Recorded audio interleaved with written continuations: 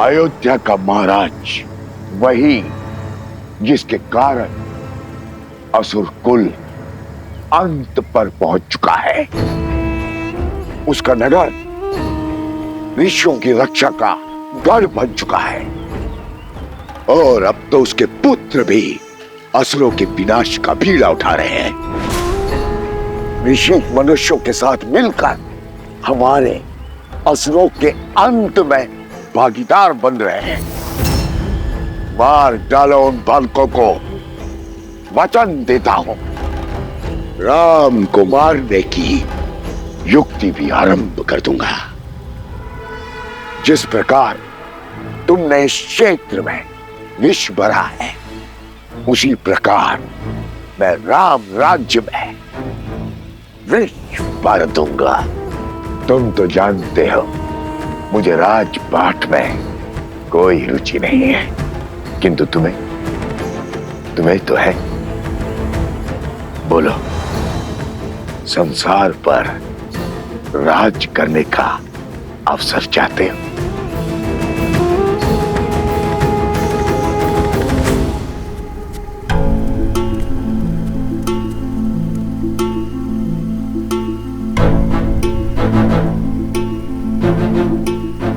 भगवान वाल्मीकि ने हमें यहाँ अकारण नहीं भेजा है। मैं यहाँ अपने मन की शांति खोजने आई थी, किंतु मिली यहाँ के गांव वालों के कष्टों की अशांति। मैं ये तप अपने लिए नहीं, गांव वालों के उत्थान के लिए करूंगी और आशा करती हूँ कि मेरा ये तप मकरासुर और उसके असुर के अंत का मार्ग प्रशस्त करे, फाल्गु नदी को उसकी पवित्रता और शुद्धता लौटाएगी। परंतु देवी, असुर आपको रोकने के लिए वार अवश्य करेंगे। हाँ वन देवी, हमें ऋषि असुरी के समीप ही रहना चाहिए। वो असुर ऋषि की सहायता के लिए आए हैं। जब ऋषि ही नहीं बचेगा तो किसकी सहायता करेंगे? और किसी में इतना तपोबल नहीं जो मुझे मार सके। एक बार असुरी मार्ग से हटा, फिर मैं स्वतंत्र हूं। किंतु मेरी सेना को थल पर तुम्हारी आवश्यकता होगी। मेरे रक्त की बूंदें अपने कार्य में लग चुकी है मकरासुर। तुम्हारी सेना के पास मेरी माया का बल है। अब वो धरा पर अपना आतंक फैला सकते हैं।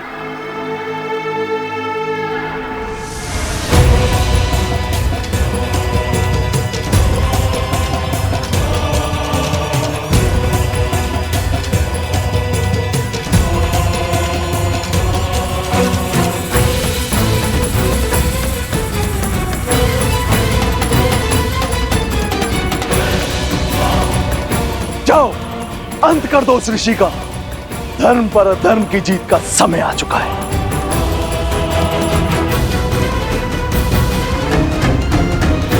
तुम्हें क्या लगता है राम, तुम इतनी सरलता से मुझे मार पाओगे?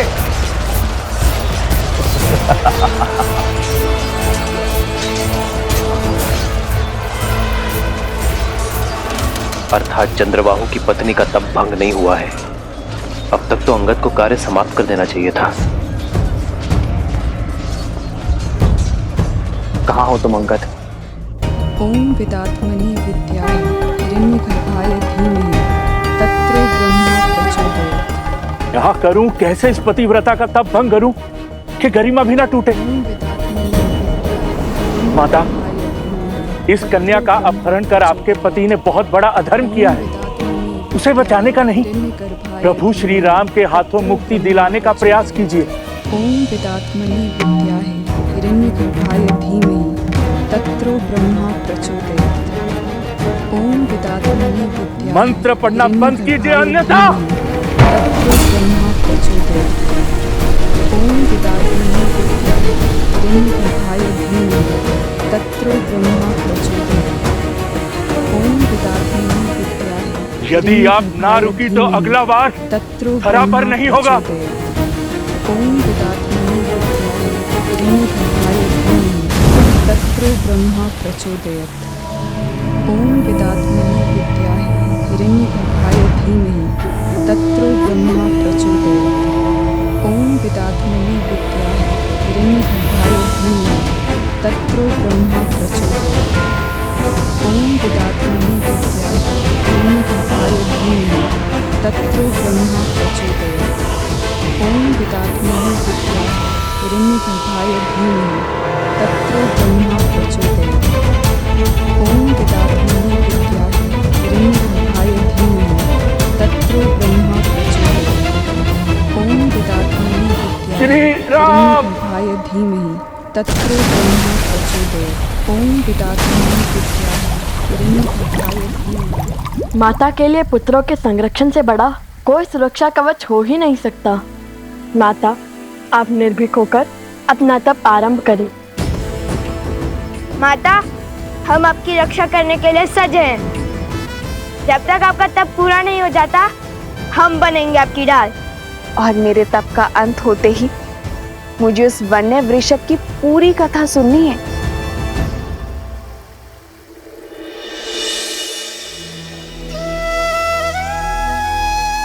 हे फाल्गु माता, मेरे संकल्प का तप स्वीकार करें।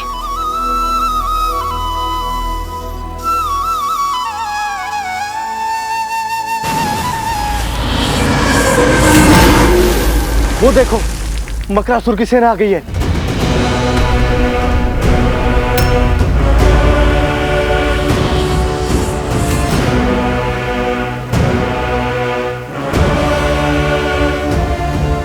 भागो यहाँ से, भागो भागो।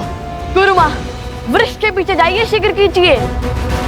मंदरी, मैंने संकल्प लिया है, जब तक मेरा तप पूर्ण नहीं होगा मैं यहाँ से नहीं हिलूंगी। आप सब जाइए। जाइए जाइए, जल्दी जाइए।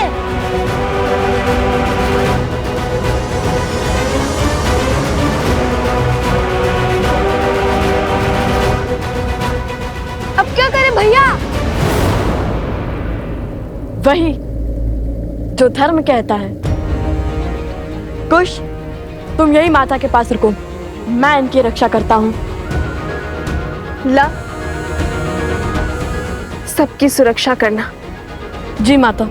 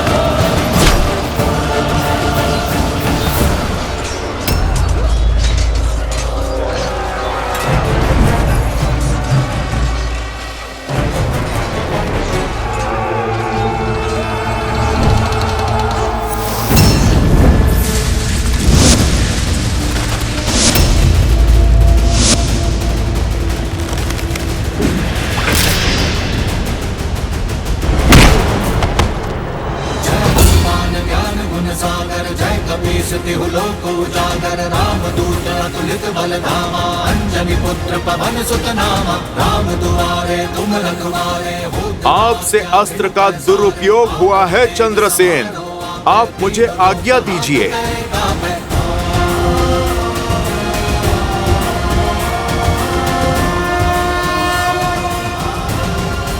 जय श्री राम।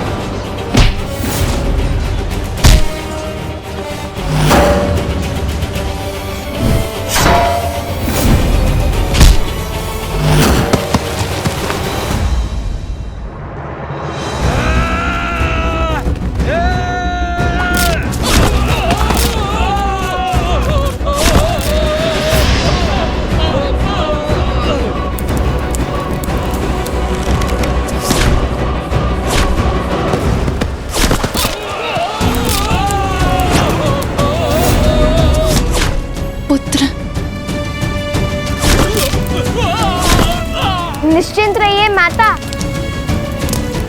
आप जानना चाहती थी ना हमने उस ऋषभ को कैसे पकड़ा था? अब मैं बोलकर नहीं कर दिखाऊंगा।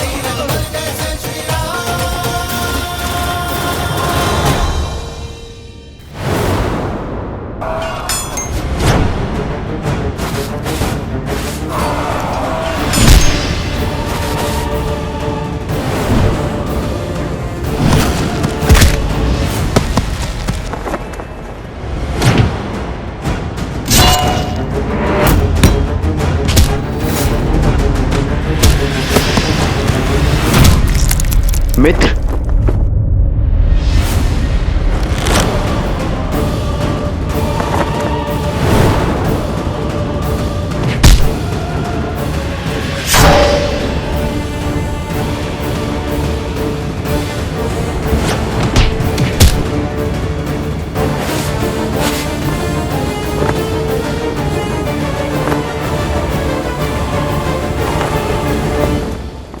कुश, ऋषिवर की रक्षा करो, मैं सुरक्षित हूँ। किंतु माता, भैया का आज्ञा था कि। भैया की आज्ञा नहीं, अपनी माता के आदेश का पालन करो। ऋषिवर की रक्षा करो और अपने मित्रों को बचाओ। अपनों से पहले अपने लोगों की रक्षा करना तुम्हारा दायित्व है। जाओ।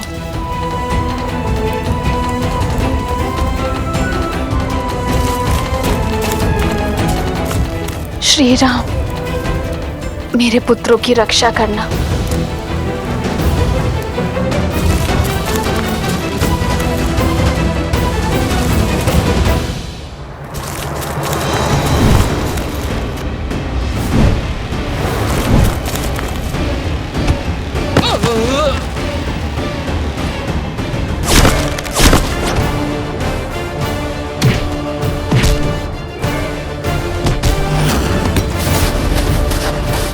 मुझ तक पहुंचना ही दुर्लभ है वानर।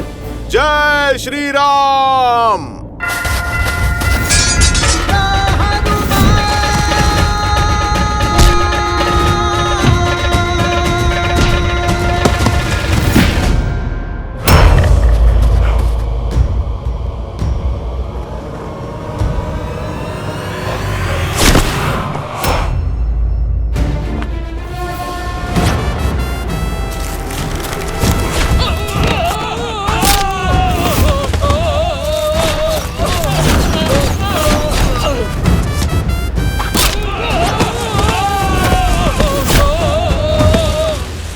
वन देवी के पुत्रों के सामने वन के अपमान का दुस्साहस।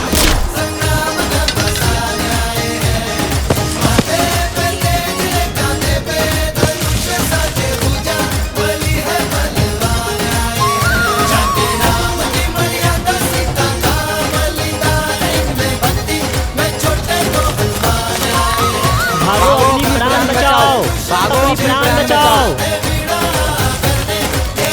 अरे भाग पा रहे हो, रुको।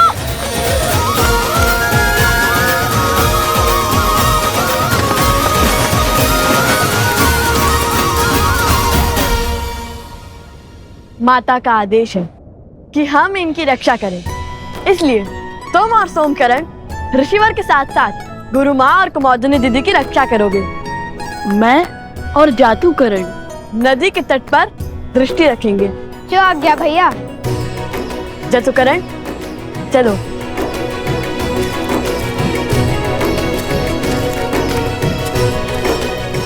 अगर शांडिल्य होता तो कितना अच्छा होता। हमारी वीरता देख उसे विश्वास हो जाता कि हमसे बड़ा कोई राम भक्त नहीं है। देखा ना आपने, कितना सटीक लक्ष्य भेजा मैंने। अच्छा, एक लक्ष्य साधने से सबसे बड़े राम भक्त बन गए।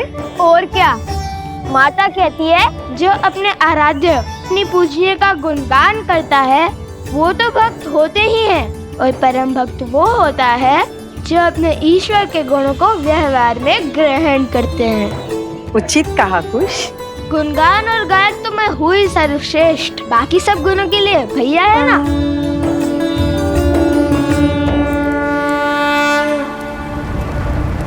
माता अभी भी तप कर रही है और जल अभी भी अशुद्ध है, अर्थात मकरासुर अभी भी भीतर है, ठीक मकर ध्वज की भांति। मकर ध्वज? हाँ, मकर ध्वज। सुनाऊं इसकी कथा? हाँ, सागर का रक्षक मकर ध्वज, आधा वानर आधा मकर, जिसे केवल श्री राम के भक्त हनुमान हरा सकते थे। और कहानी का विचित्र मोड़ जानते हो? वह साक्षात हनुमान जी के पुत्र थे। किसके पुत्र हो तुम? आप मेरे पिता हैं। उनके श्वेत एक मगरमच्छी ने खा लिया था, ऐसे उत्पन्न हुआ मकर ध्वज। वैसे भी मैं और लव भैया कौन सा हनुमान जी से कम है?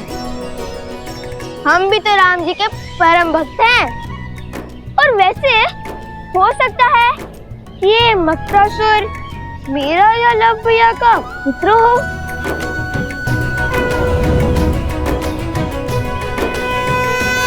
अरे देखो देखो, ऋषिवर जाग गए। प्रणाम ऋषि असुरी, क्या आपकी तपस्या पूर्ण हो गई? अरे कहाँ जा रहे हैं? क्या आप मुझसे क्रोधित है? कुछ तो कहिए। कुश, ऋषिवर कह रहे हैं हम यहीं रुकें, वो दूर बैठकर अपना तप पूर्ण करना चाहते हैं। नहीं नहीं नहीं नहीं, हम भी उनके साथ वहाँ चलते हैं। संकेत की भाषा भली भांति समझता हूँ मैं, है ना सोमकरण? आप महर्षि हैं, सब जानते हैं, और मैं आपका रक्षक, इसलिए तो मुझे आपके साथ चलना ही होगा, है ना ऋषिवर?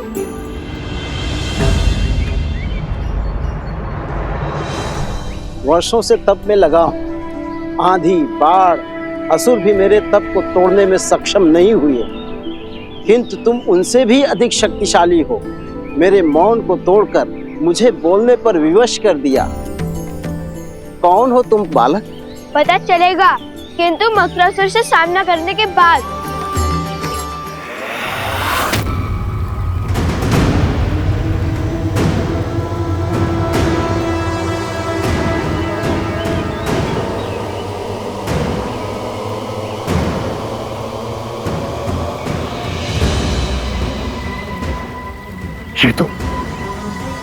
ये तो मानव का रक्त नहीं है। जानता हूं मैं, ये मेरे राक्षसों का लहू है। ये सब उन्हीं का किया धरा है, राम के पुत्रों का। मैंने कहा था उन्हें पकड़ना सरल नहीं है, बड़े पराक्रमी है दोनों। अभी तुम्हारा ये भ्रम मिटाता हूं। अब ये फल्गु नदी इनके रक्त से लाल होगी। मैं उन्हें मेरे पास आने पर विवश कर दूंगा।